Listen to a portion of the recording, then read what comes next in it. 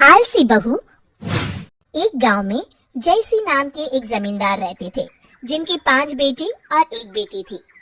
इकलौती बेटी होने के कारण उसे सबसे ज्यादा दुलार भी मिलता था। जमींदार की बेटी ज्योति अपने पिता के इस दुलार की वजह से जिद्दी, गुस्सैल और आलसी हो गई थी। एक दिन जमींदार की पत्नी सुधा ने उनसे कहा, अजी, बेटी तो पराया धन होती है, तुम इसे इतना सिर ना चढ़ाओ, शादी के बाद कैसे निभाएगी। तब जमींदार ने कहा, तुम चिंता मत करो, मैं इसके ससुराल कहीं ना कर भिजवा दूंगा। गांव में सभी ज्योति के आलस और गुस्सैल स्वभाव को जानते थे, इसलिए कोई भी उससे शादी नहीं करना चाहता था। समय गुजरता जा रहा था। एक दिन जमींदार ने गांव के सबसे होनहार लड़के रवि को बुलाया और कहा, देखो वीर, तुम्हारे पिता भोला राम ने मुझसे जो कर्ज लिया है, तुम उसे आज तक चुका रहे हो। तुम मेरी बेटी से शादी कर लो, मैं तुम्हारा वो सारा कर्जा माफ कर दूंगा, और यही मेरी शर्त भी है।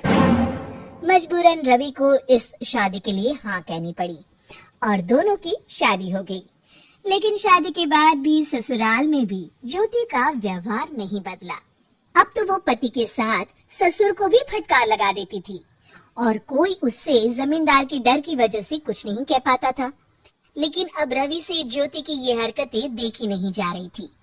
उसने ज्योति को सबक सिखाने का एक उपाय निकाला।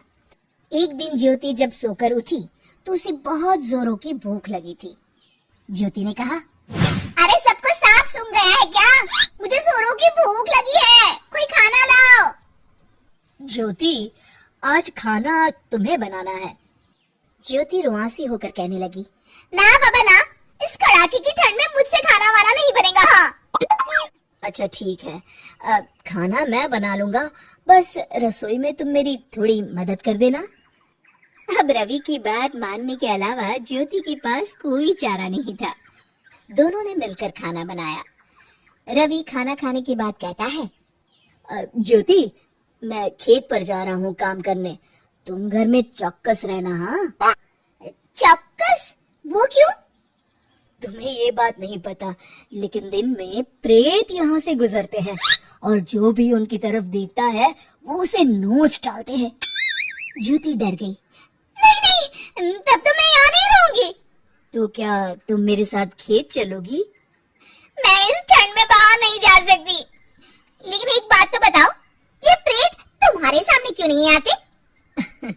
मेरे सामने भी आते हैं, पर जो उनकी तरफ देखता है या उनसे आंख मिलाता है, प्रेत उसी पर हावी हो जाते हैं। इसीलिए तो हम अपने दिन भर के काम में इतना व्यस्त रहते हैं, ताकि उनकी तरफ देखने का समय ना मिले।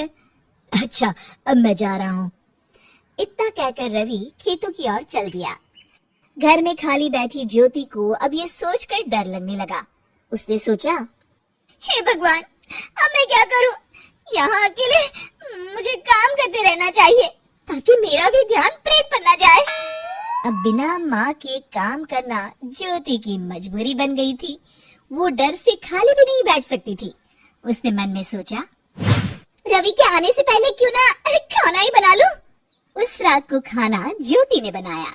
रवि जब घर आया तो देखा पूरा घर साफ होने के साथ साथ रात का खाना भी बन गया है।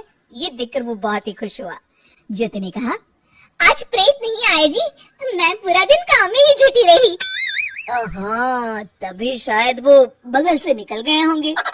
इसके बाद अब रोज ज्योति डर के मारे काम करने लगी और धीरे धीरे उसका स्वभाव बदल गया।